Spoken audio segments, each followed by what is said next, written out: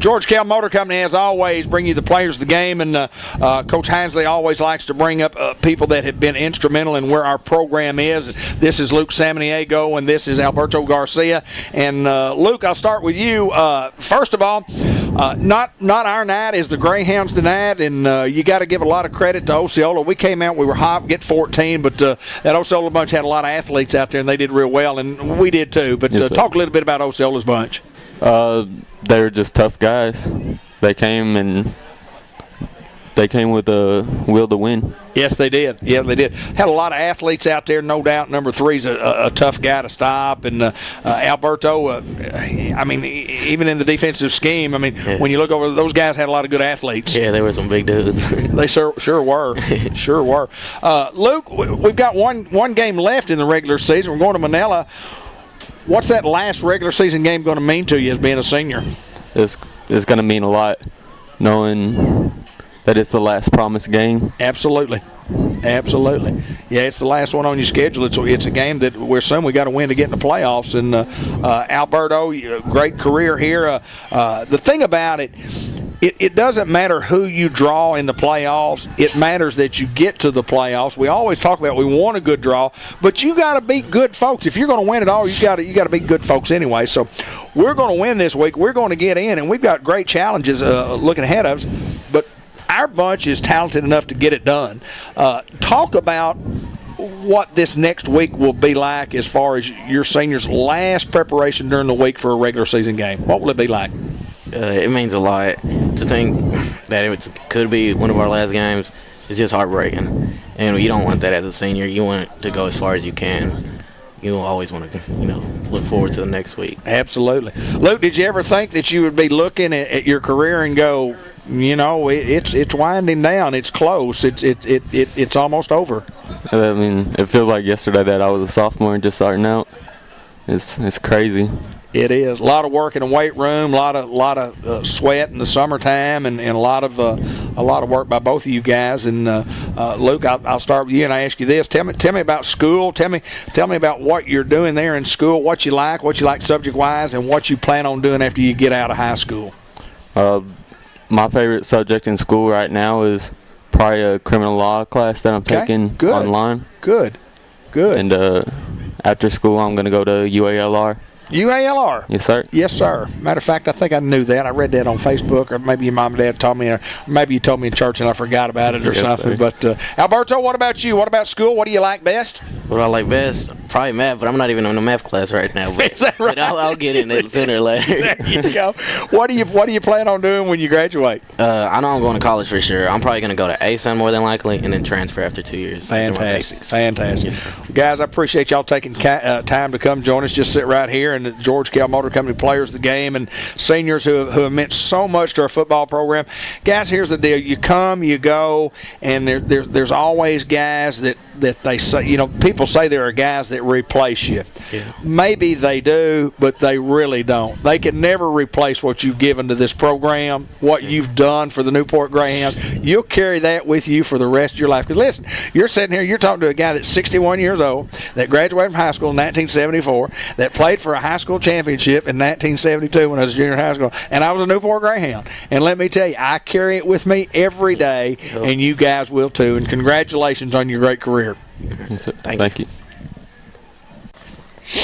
Subway Coaches Report. Coach Mark Hinsley, who's the head football coach and athletic director in We Come Win or Lose, and we talk about our kids and how proud we are. And, of course, everybody just saw the interview with Luke and Alberto Garcia. First of all, before we get into the game, seniors' last football game here. Talk a little bit about that, what this senior group has been to our football program. This senior group has been a lot to me. It means a lot to me. And the reason why is because of the character of the kids. The two that I brought up here right now are very, very good character kids. O'Shea Pruitt, which I brought up a lot. Sure. You got Tydrell Fryer, who I've took to different things, and they're a good group that you can root for, is what I always say, because not only are they athletic, they're competitive, and they're great kids. And there's never a question when I look at their grades, if their grades are going to be bad. And just all around just the kids that you want to coach. I mean, they really are. So, and I'll be honest with you, Colby, who, he's been hurt. And a lot of times I talk about, Colby's not getting to play his senior night, because he's not cleared yet.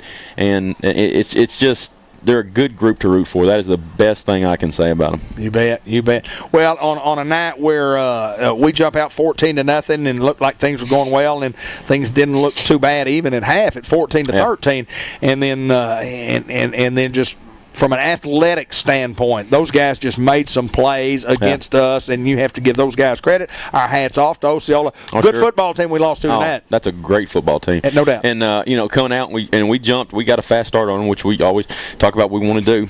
And we did but they come out with a purpose in that second half. They come out, they ran the ball just extremely well. We tried to make a little simple adjustment in there, the one run that got us on the first half, but they come out with a purpose on how they were going to run the football and sprinkle in that pass, and they were very, very effective in that second half. Everybody talks about 3 and what a great athlete he was, and he showed tonight. I thought 4 of their quarterback had tremendous arm strength, and I really thought that guy was the key to what those guys were doing. You know what?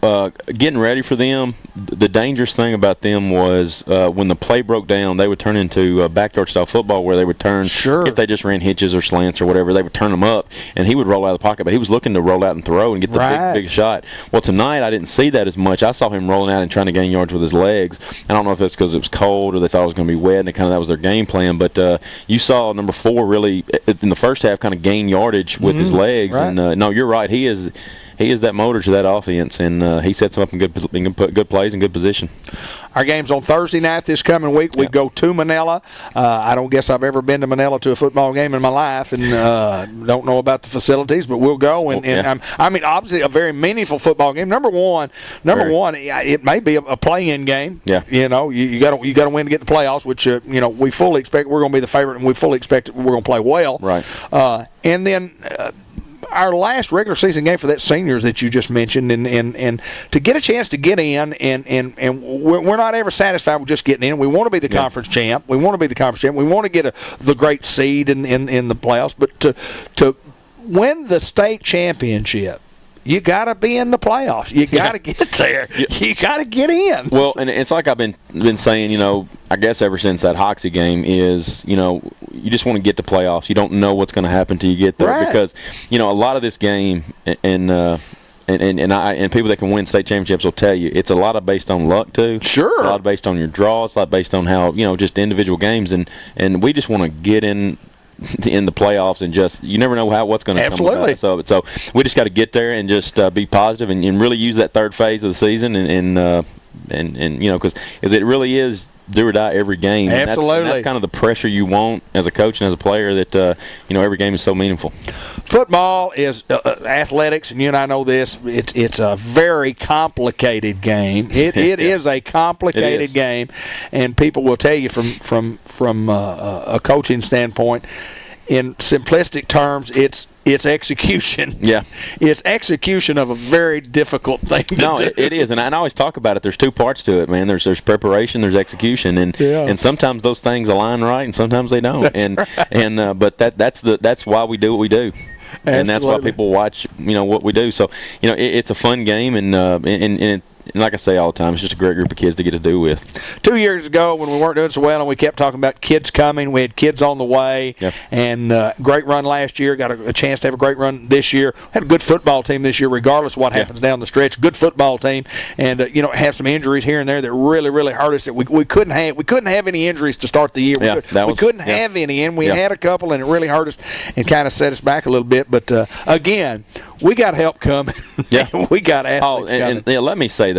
I mean, our junior high group, the adversity that they were hit with, whether it be Abraham, whether it be just that group, man, that is a group to, like I said earlier, that's a group to root for. Absolutely. They are just, man, they hit adversity and then they push through it, and to finish undefeated and be a conference champ on 7th and in the junior high level. Absolutely. And it's great to be a pup. What can I say? And I'm glad they're on our side. So I am too. I can't say enough about how proud I am of those guys. I can't say enough, and I can't say how proud I am of you and your family and being a part of this great Greyhound tradition. I think there's many many, many years left and disappointing times. I mean, that's part of it. That's it. You can't appreciate the great times till you have some of those disappointing times. You can enjoy them, but if you want a state championship 47 years in a row or whatever, and then the next year, you got to work. You got to keep working. Like I said, you got to be lucky to win one of those things. You have to be lucky, and you got to prepare, and you got to execute. It's all the things wrapped into one. Like you said, it's not as simple as what some people think it is, and it is complex, but it is simple at times. And it's just it's a game at the end of the day that we want to win, and that's what drives us. Brian Prince and I had the discussion last week said you can't arm tackle in this game, and I know the preaching of we're arm tackling, we're not arm tackling, but sometimes those guys make us arm tackle because they're pretty good, and vice versa. No, sometimes you're right. we make them arm tackle. Because I keep yelling up at Reynolds, and I said, "Man, are we losing our leverage?" And he said, "No, they're running through our tackles." Yeah. And I said, are we arm tackling? We just slinging our arm? And he said, "Yeah, but and you're right. It comes down to a lot of the times the guys can make you arm tackle." Yes, sir. And after I go in here and watch, I mean, I'm probably going to see that they were just hard to tackle, and that's why we look like we arm tackled. So, we'll go in there, but and that's a huge part of the defense. I mean, you got to be able to tackle. You got to get in position to tackle and then tackle. So, but that's just one of the many things we need to work on and get better at. Subway brings you the Mark Hinsley Show each and every Friday night after the conclusion of the ball game, and I enjoy talking football with you, and I wish I could spend more time with you and sit down with you. And I wish we could do a show every day and just talk about the ins and outs of what is a great, beautiful game that. It's dear to my heart. It's what I was telling those kids a while ago. I was a player in the early 70s, and it still means something to me. Every Friday night means something to me. It's something I look forward to. And Ben and Grant been through the program. My two sons, got a grandson coming, and he's going to be a great football player. But there's nothing like a Friday night in Newport, Arkansas at Greyhound Field. And, again, I appreciate you and the direction our program is going. We're going to do great, my friend. Mark Hinsley, good to see you, sir. Thank you. Go Hounds.